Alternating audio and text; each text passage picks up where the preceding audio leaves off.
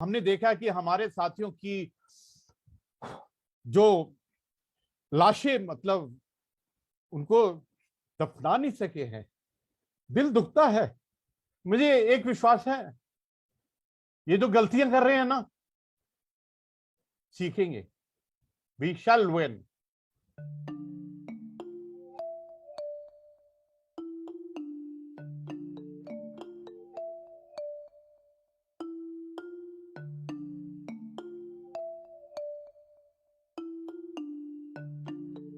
इसके अंदर में 12 इनिशिएटिव लिए गए थे, जिसके अंदर में मेडिकल इंफ्रास्ट्रक्चर, किस प्रकार रिस्पांस और रिलीफ दिलानी है, और किस प्रकार से ऑक्सीजन बेड हॉस्पिटल एडमिशन की मदद करें।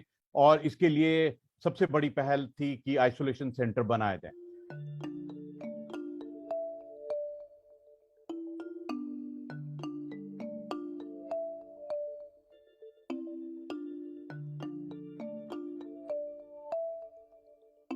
जिनके अपने जा रहे हैं, जिनके अपने तड़पते हुए सड़कों पर मर रहे हैं, हॉस्पिटल के बाहर, हॉस्पिटल के अंदर, ऑक्सीजन की कमी के बिना, हॉस्पिटल बेड्स की कमी के बिना।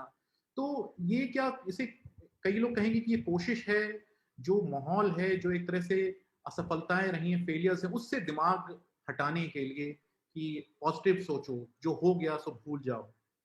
ये क्रिटिसिज्म आपको नहीं लगता कि इस पर क्या कहेंगे आप? नहीं, मैं इस क्रिटिसिज्म से कुछ हद तक सहमत हूं। देखिए, पहली बात कि we have to learn lesson, उसमें कोई शक की बात नहीं है। किसी राष्ट्र ने 2,50,000 लोगों को खोया हो, अपने परिवार के लोगों को खोया है, तो उससे क्या आप सबक नहीं सीखेंगे?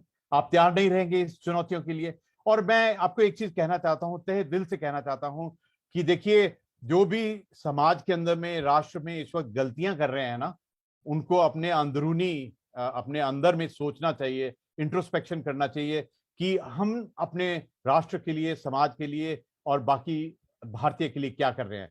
और देखिए, ऐसा है कि जो लोग अपने स्वार्थ के लिए कुछ कर रहे हैं, जो अपने कॉम्पिटिटिव पॉलिटिकल एम्स के लिए कर रहे हैं, वो ठीक नहीं कर रहे हैं। इसमें कोई शक की बात नहीं है। देखिए, दिल दुखता है जब फर्स्ट फेज के अंदर में हमने माइग्रेंट लेबर्स को देखा था, बहुत दिल दुखा है। और जब हमने देखा कि हमारे साथियों की जो लाशें मतलब उनको दफना नहीं सके हैं, दिल दुखता है। लेकिन लेकिन अगर हम इन चीजों को सबक नहीं सीखेंगे, अगर हम इन चीजों से उभरेंगे नहीं, तो किस प्रकार से अपने आप को मुंह दिखाएंगे हम? और ये आत्मा पे चोट लगती है, सहा नहीं जाता है। और देखिए, आपने बहुत भावुक बात की है। एक फौजी की भी एक इमोशन होती है अपने भारतीयों के लिए। मैं चाहता हूं कि इन सब के बावजूद हमारी सोच पॉजिटिव होनी चाहिए, हमारी नजर दुश्मन के ऊपर में होनी चाहिए। छोटी छोटी चीजों के ऊपर में एक दूसरे से लड़ने के बाद आना चाहिए हमको। पता नहीं, मुझे एक विश्वास है, ये जो गलतियां कर रहे हैं ना, सीखेंगे। We shall win. जिम्मेदारी कि जब कोरोना का खतरा था, तब प्रधानमंत्री का या फिर कुछ राजनीतिज्ञों का राजनीतिक रैली करना, कुंभ में हमने देखा कि किस तरह से वहां पर ये स्थिति फैली, वैक्सीनेशन के लिए तैयार न होना, पहली वेव के बाद दूसरी वेव के लिए तैयार न होना, ये जो क्रिटिसिज्म है। और उसके बाद जब इतने सारे लोगों की मौत हो जाए दर्दनाक स्थितियों में, ये कहना कि हम पॉजिटिविटी फैलाते हैं और जो लोग, जिन लोगों की मौत हो गई, वो एक तरह से मुक्त हो गए, तो उस पर लोग सवाल उठा रहे हैं कि ये कहना कितना सही है, उस पर कितना विश्वास किया जाए। क्या ये राजनीति ज्यादा है, इसमें प्रोपोगेंडा ज्यादा है और भावना कम है? ये बस बेसिक जो मूड सवाल है वो ये है कि ये भावना है कि प्रोपेगेंडा है, ये समय ही बताएगा। समय सबसे बड़ी शक्ति होती है। और जिस प्रकार आपने उदाहरण दिया कुंभ का, और न जाने, देखिए, मैंने तो जो दृश्य जो दिल में टच से कर गए हैं ना, वो है माइग्रेंट लेबर्स के, वो है जिनको हम ठीक तरह से क्रिमिनेट नहीं कर सके उनका, वो है आईसीयूज के, वो है उन दुश्मनों के जिन्होंने हर एक चीज को ब्लैक मार्केटिंग और होर्डिंग के रूप में किया। उन्होंने तो कोई क्षेत्र ही नहीं छोड़ा जिसमें ब्लैक मार्केटिंग और होर्डिंग नहीं है।